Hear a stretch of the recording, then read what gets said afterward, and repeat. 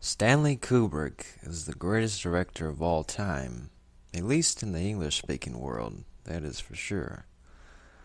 A lot of people will say that Kubrick was cold and mechanical, but I think they're missing the point.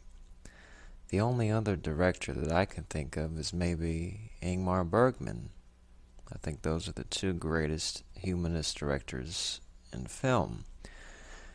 Bergman, though he had some versatility, a lot of his films are about he has his moments where there are uplifting, happy endings. He has some very dark films too, but he's looking at human relationships. He's looking at the psychology behind our relationships.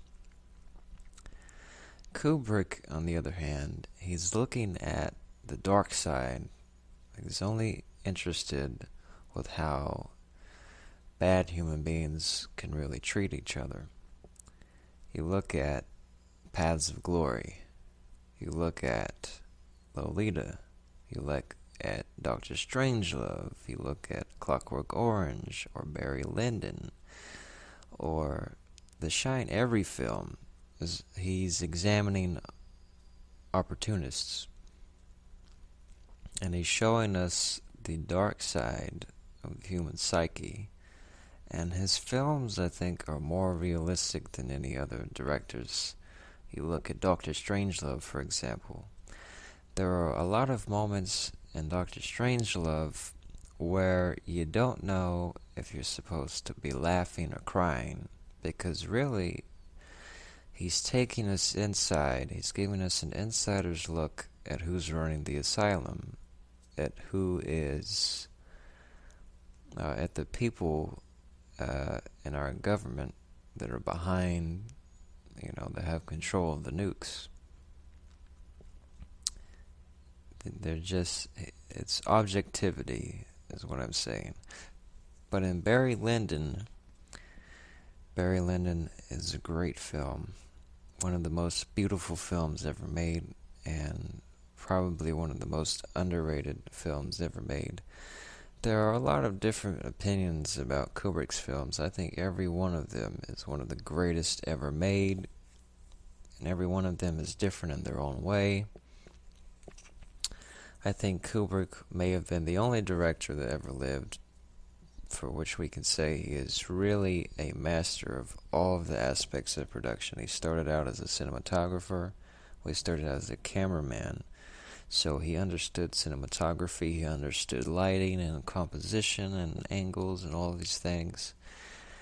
And he was a perfectionist. The only other perfectionist similar to him, I would think of Charlie Chaplin and then Carl Dreyer in terms of what he wants from a performance.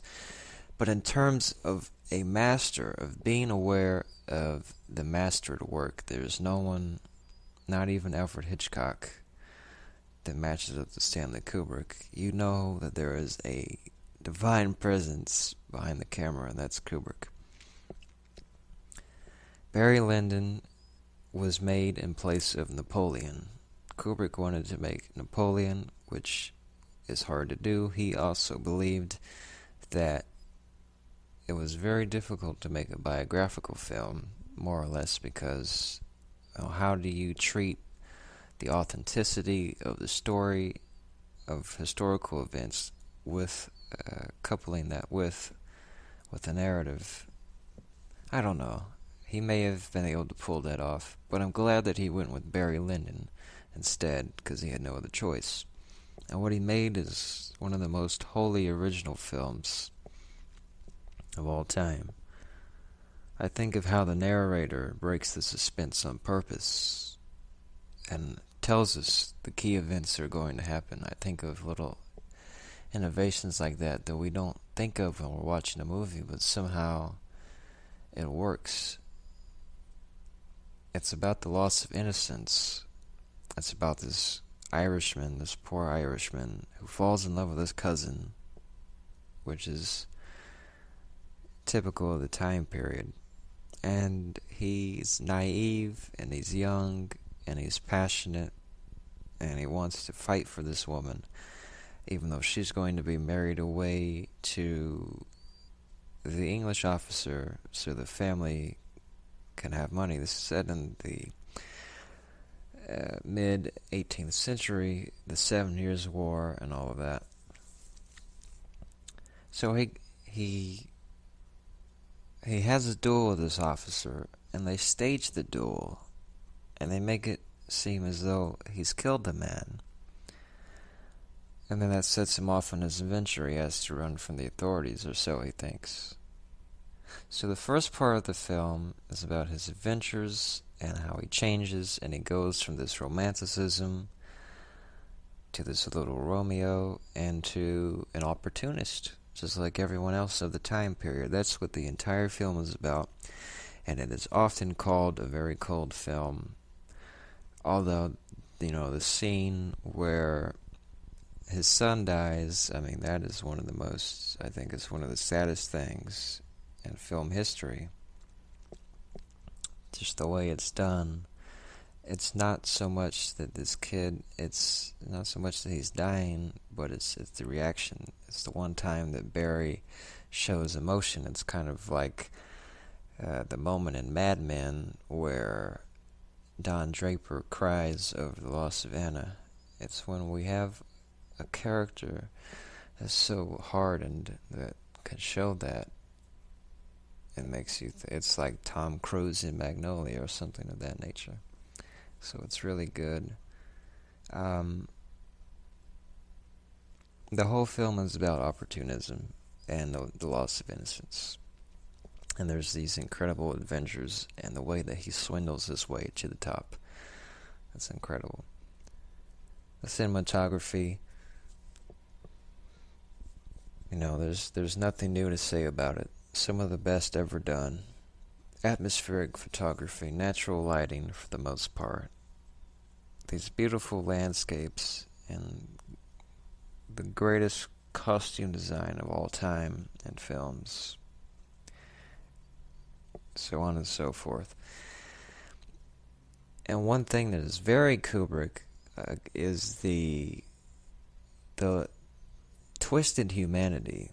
There's always that one twisted character that's over the top and insane and just real, true to form of life. And it's one of the greatest villains of all time.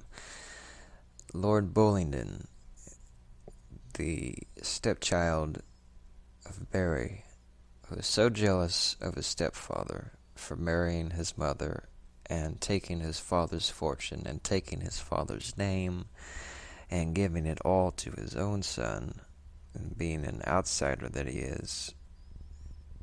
And he publicly humiliates Barry. Barry then proceeds to knock him out in front of everyone.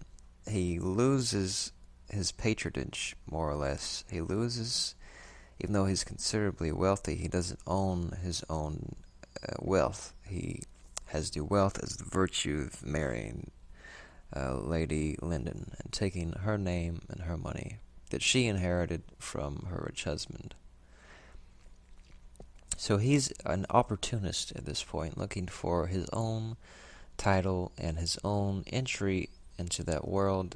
He has to ingratiate himself with the other nobles, and this one incident takes that all away from him.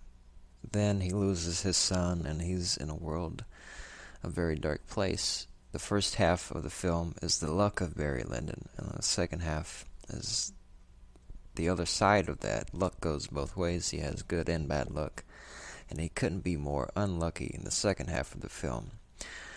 The most incredible moment in Barry Lyndon is the duel between Barry and Lord Bullingdon. This is the second duel in the film. Barry has had many more fights and exploits since when he was a young man, although he's not too much older. And Lord Bullingdon is totally inept. He challenges Barry to a duel to get satisfaction. He wants to kill Barry. He misfires his shot because he's so inept, and He throws up, he pukes, he's so unprofessional. And in a duel, if you miss your first shot, you're pretty much dead. You only get one shot. So Barry is surprised by this.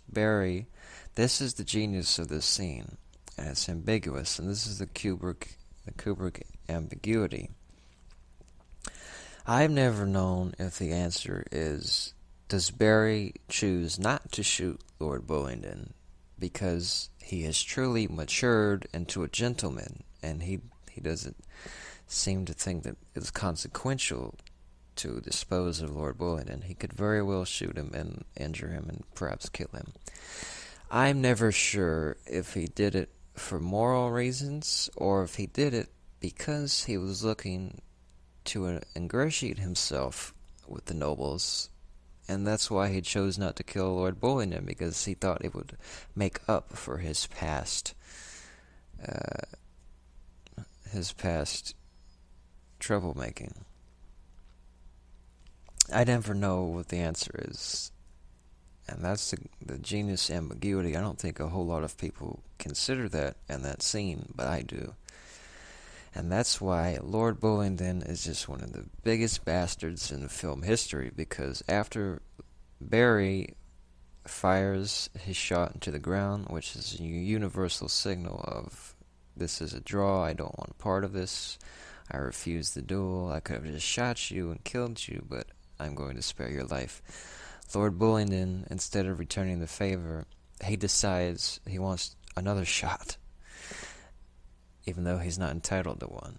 He says, I still have not had my satisfaction, and he shoots Barry. He shoots him in the leg so he doesn't kill him, but Barry has to be amputated. And as a result, Barry, the time that he's spent in recovery, he loses everything. He's been divorced by Lady Lyndon. Lord Bullingdon is now going to take over his mother's fortune. That's the way it works. The men have all the power.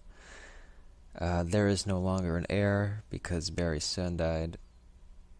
So Barry is out of luck, and Barry is out of everything that he worked for. And that's pretty much the end of the film. We're told that rich or for poor, ugly or handsome, they're all equal now. The tale is over. And it's about opportunity, and that is just one of Kubrick's finest films. There are many others, of course. The fact that Barry Lyndon is not even his best film goes to show how deep Kubrick's entire career was. I think he had the most complete career of any director that ever lived, because he touched on all of the genres. He was a master of all the genres, and he ended his career with Eyes Wide Shut, which is a very misunderstood film. It's one of the best films ever made about a marriage, and that completed his filmography. He did just about every kind of caricature you could do, and mastered all of them.